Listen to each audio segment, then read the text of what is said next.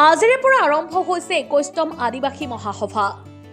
লোকে লোকাৰণ্য হবলৈ ধৰিছে বৰগুলাই খেলপথাৰ। তিনিচুকীয়া জিলাৰ মাৰ্ঘেৰিটা সমষ্টিৰ অন্তৰ্গত বৰগুলাই খেলপথাৰত আজিৰে পৰা আৰম্ভ হৈছে ২১তম আদিবাসী মহাসভা।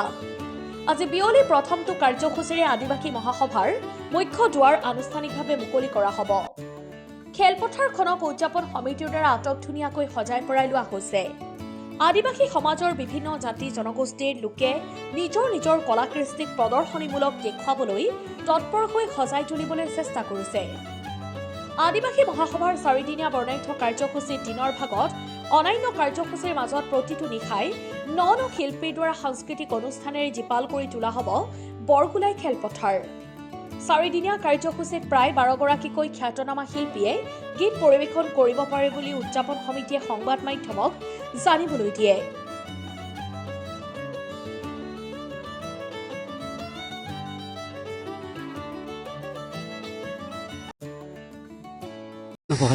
হয়, আজি ২৯ জানুৱাৰী ২০২৬ বৃহস্পতিবাৰ আজিৰ পৰা ২১ সংখ্যক আদিবাসী মহাসভা এই ৮৩ নং মাৰ্ঘেৰিটা বিধানসভা সমষ্টিৰ লিডু বৰগুলাই বাঁহবাৰী খেল ফিল্ডত আৰম্ভ হৈছে। আজিৰ পৰা ৪ দিন ১ ফেব্ৰুৱাৰীলৈকে। ১ ফেব্ৰুৱাৰী ২০২৬ দেওবাৰ দিনা প্ৰায় ১২-১টা বজাত ইয়াত ঝাৰখণ্ডৰ মুখ্যমন্ত্ৰী হেমন্ত সোৰেন ডাঙৰীয়া ইয়াত উপস্থিত হ'ব।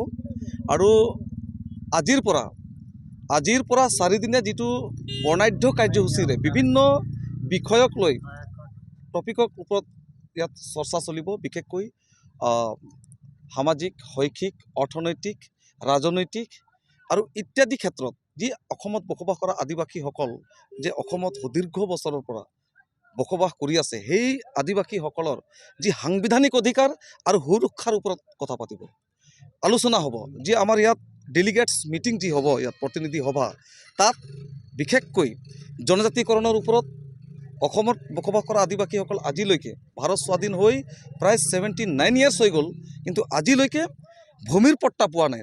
চাহ শ্ৰমিকসকলে দৈনিক মজুৰি আজি মিনিমাম ৱেজেছ এক্টৰ মতে বৃদ্ধি পাব লাগে, সেইটো হোৱা নাই। আজি ৰাজনৈতিক ক্ষেত্ৰত কেৱল বিজেপিয়ে হওক, কংগ্ৰেছে হওক বা সুদীৰ্ঘ বছৰ এজিপি চৰকাৰে ৰাজত্ব কৰিলে, কিন্তু আজি অসমত নিৰ্ণায়ক ভূমিকা পালন কৰি আছে ৰাজনীতিকৰ ক্ষেত্ৰত আদিবাসীসকল। কিন্তু আদিবাসীসকলৰ কোনো এটা মূল সমস্যা সমাধান নহ'ল। ইভেন দো আমাৰ জনগোষ্ঠীৰ ইমান মন্ত্ৰী MLA বিধায়কসকল আছে, ৰেভিনিউ মিনিষ্টাৰলৈকে আছিলে কংগ্ৰেছ চৰকাৰৰ সময়ত ৰামেশ্বৰ ধনৱাৰ।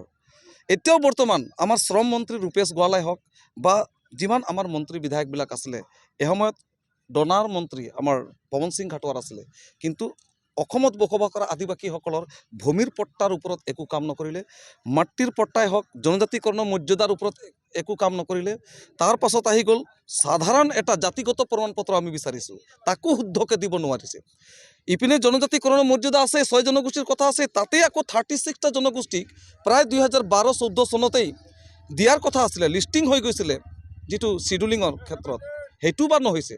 গতিকে আমি স্পষ্ট কৈছোঁ যে 2021 এই বৰ্ষৰ 2026 যিটো এই বৰ্ষৰ বিধানসভা ইলেকশ্যনৰ আগত যদি এই দাবীসমূহ যদি পূৰণ নহয়, আদিবাসী ছাত্ৰ সন্থাৰ নেতৃত্বত যিটো প্ৰদীপ নাগ, আমাৰ জাতীয় নায়ক প্ৰদীপ নাগ দেৱৰ নেতৃত্বত যিটো ৰাজনৈতিক দল গঠন হৈছে, সেইটো হ'ল জয় ভাৰত পাৰ্টি।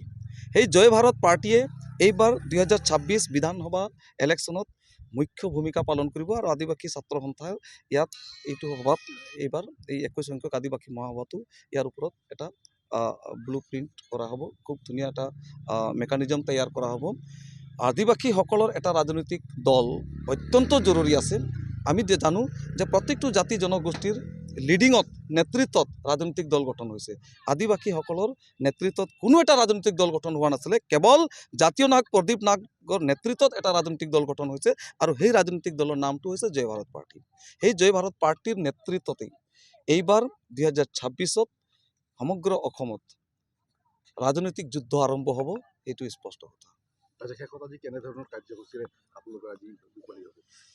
আজিৰ কাৰ্যসূচী আছে প্ৰায় 2টামান বজাত মূল মঞ্চ যিটো আছে, মণ্ডপ, এইটো উদ্বোধন আছে, ইনাগুৰেশ্যন হ'ব।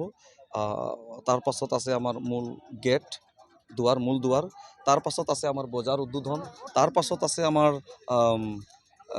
ৰেজিষ্ট্ৰেশ্যন চলি আছে প্ৰতিনিধিৰ যি পঞ্জীয়ন এইবিলাক চলি আছে তাৰ পাছত প্ৰায় আপোনালোকে দেখিছে এতিয়া 4-5 হাজাৰ মানুহ আজি বৰ্তমান জমা হ'লেই আৰু সন্ধিয়া সাংস্কৃতিক সন্ধিয়া আছে আজি তাৰ পাছত অহাকালি 30 জানুৱাৰী 2026 পতাকা উত্তোলন শ্বহীদ তৰ্পণ আৰু আপোনাৰ পেৰেড সম্পাদনা তাৰ পাছত আমাৰ প্ৰতিনিধি সভা আছে ঠিক তেনেকৈ 31 তাৰিখো চলিব 1 তাৰিখে সুদূৰ ঝাৰখণ্ডৰ মুখ্যমন্ত্ৰী হেমন্ত চৰেন ডাঙৰীয়া ইয়াত উপস্থিত হ'ব